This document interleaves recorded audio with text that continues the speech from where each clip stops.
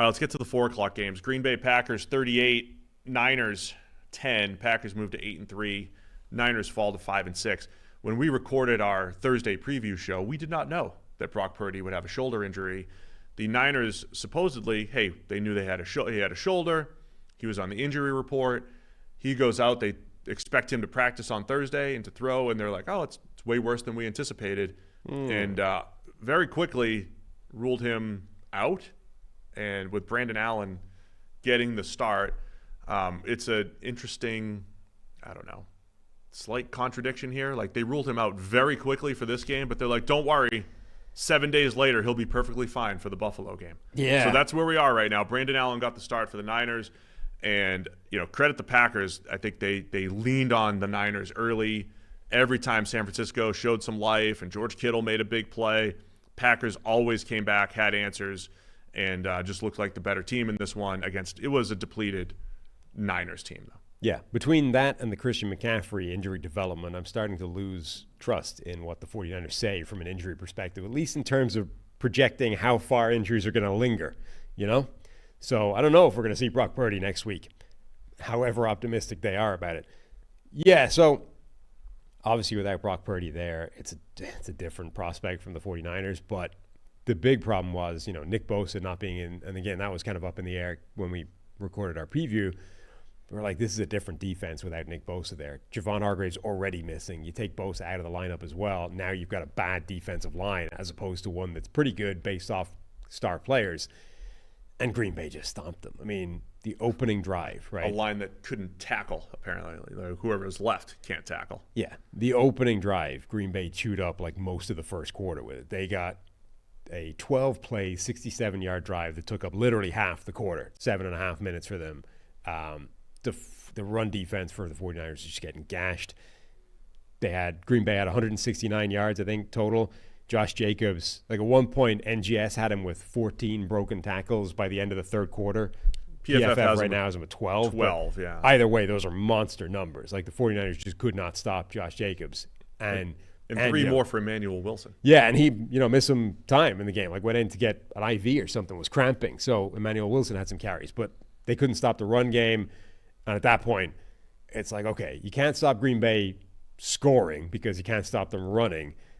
You're not asking a lot of Jordan Love because the run game is so powerful. Now you're going to need Brandon Allen to match them, and he just couldn't. No, I mean, Allen did some nice things at points when it's like, all right, I see Shanahan and the scheme and the playmakers, and they're able to do some stuff, but it just wasn't enough, man. No. Packers have a lot of different ways to win as well. I mean, that's what I like to highlight as far as good teams go. Josh Jacobs was outstanding. And look, interesting offseason developments because Aaron Jones is a really good running back. And how many times when he got going did the Packers offense coincide with that, right? Get going. And the fact that Aaron Jones goes to Minnesota and Josh Jacobs, who was he was an impact player for the Raiders just 2 years ago. And he comes to Green Bay and it's kind of ends up being a lateral move, I would say, for the Packers. It's not like a knock on Aaron Jones but like Jacobs in this game and other games this year, tough to tackle, can win on the ground, have all those various playmakers to get the ball to, Tucker Kraft as a tight end, and Jacobs was just so tough to take down in this game, and he ends up with 3 touchdowns.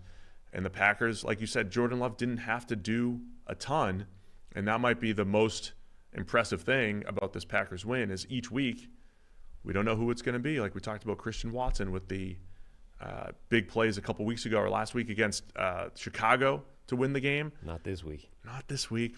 Jordan Love's best throw gets dropped by Christian Watson, but they just have so many different ways to attack you offensively, and Matt LaFleur still one of the better play callers in the NFL. Yeah, I mean they had this game well in hand. I mean, honestly, San Francisco made it a fight for a brief period, but the first half was all Green Bay. And then the 49ers did get that touchdown drive just before halftime.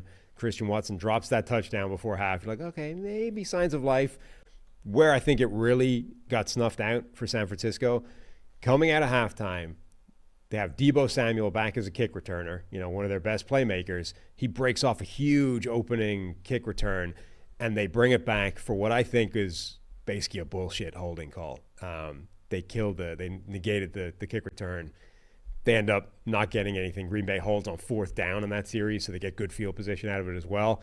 That ends up being a huge call. If you combine that with what happened before the half, which was the Christian Watson drop. So yeah. the Packers had under a minute, I believe it was. Right. So there's that little sequence where San Francisco just gets their touchdown.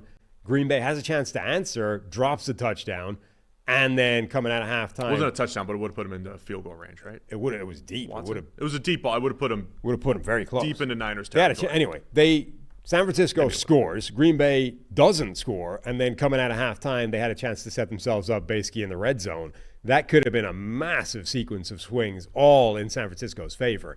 Instead, the touchdown or the big return gets taken off the board. I think. Oh yeah, that's probably a touchdown. Sorry. Yeah, you're right. I think defenders slash, special teams players. I think people have learned how to draw that holding flag. It's like the guy's engaged, you're getting blocked, the ball carrier is going past you. Wow. So what you do is flail. You put one arm out, right, and then you fall backwards. Yeah. And it's like, oh, it's a holding call. He's being held. It's like he isn't. Look at what he's doing. You gotta push aside a little bit of pride and get pancaked.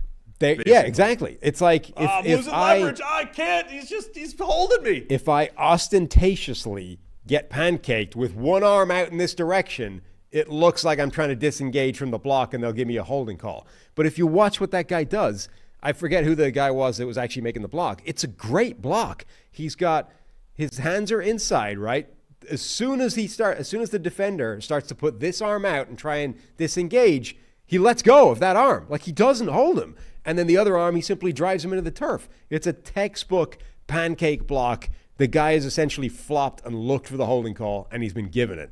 And that snuffed out all life from the 49ers. Yeah, and just, again, from like from an underdog perspective, when your Niners are down 17-7, Packers give this opportunity, because the Packers should have been up 7 at the half, like you said. Christian Watson with the drop.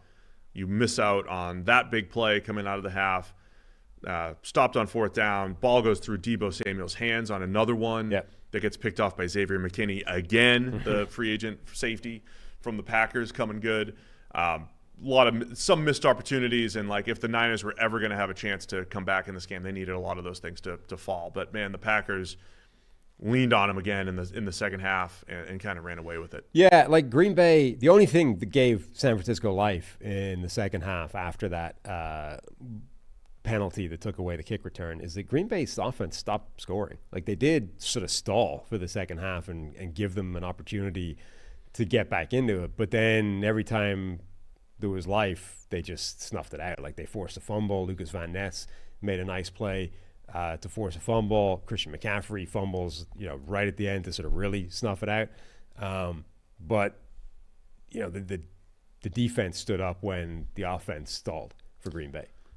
Well, Sam, on Wednesday's show, we did a fun episode where we decided we were going to put our top 5 Super Bowl contenders into a list. And you said, I'm going to put the Niners 5, but oh, shoot, this might not be a good week. Yeah, and that was before we knew Brock Purdy wasn't going to play. To do that, yes.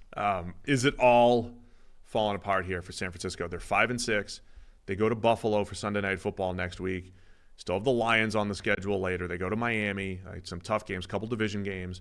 It's not easy. It's a horrible schedule. Brock Purdy's hurt, and a bunch of their other stars banged up as well. Yeah. And by the way, Christian McCaffrey, after his early season injury, not looking the same either. It's a horrible schedule. I mean, they go on the road to Buffalo, then they've got the 2 easiest games are Chicago and the Rams at home, and then they go on the road to Miami, home against Detroit, and on the road against Arizona.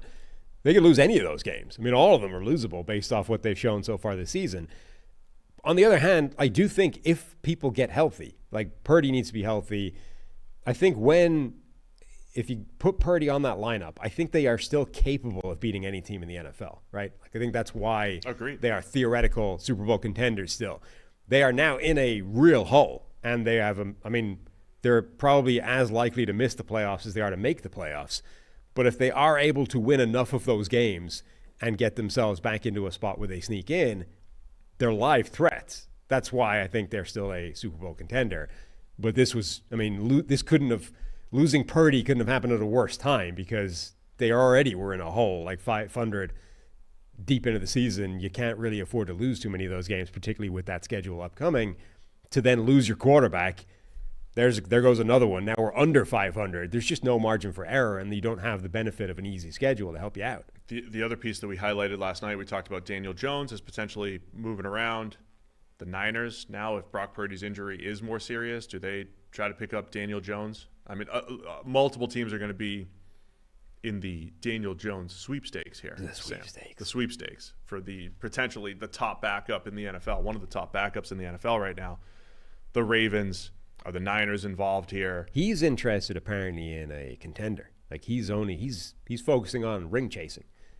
So people are like, he wants to just tail the Ravens on their way to a Super Bowl. Well, think about it from his point of view. He's already getting paid by the Giants, right? Why would you go and start for the Raiders in the midst of this collapse late in the season when everyone's getting fired? No, but like the Niners, if they right. He could go save the Niners. No, agreed. With Kyle. I mean, that is a much more attractive. But like people were saying, he's going to go. Like Minshew got hurt, he's going for the Raiders. Like why would Daniel Jones go to start for the Raiders for the rest of the season when the alternative could be I'm going to go back up Lamar Jackson and have a real shot at coming away with a championship at the end of this. A championship I had nothing to do with, but still, I get a ring. I don't have to get my ass kicked for the Raiders. All's good. I'm still getting paid either way. They want to go play. The 49ers is more compelling, where you would start for a bit and theoretically help them get to the playoffs and they said a ring. Brock Purdy's coming back Sunday night against Buffalo, so we shall Maybe see. He has as much confidence in their medical reporting as the rest of us do now. Anything else on this game or Green Bay? I mean, Green Bay, very impressive again. Like they were impressive on both sides of the ball. This was a good matchup for them given the deficiencies that the 49ers had, but they took care of it, and they're in that brutal division, the NFC North, where all the top three teams are all winning and don't show any signs of losing them necessarily. They're keeping pace. I'm now looking forward to Thursday night, Thanksgiving night against the Dolphins even more. Fun game. In Green Bay, hopefully it's freezing. I haven't checked the weather yet, but it's got a higher chance. It's got to be cold, right? Go check it. The Dolphins on the road with weather, always fun. Thanks for watching all the way to the end of our video. For more great content, click here to subscribe and here to watch another video. We'll see you again soon.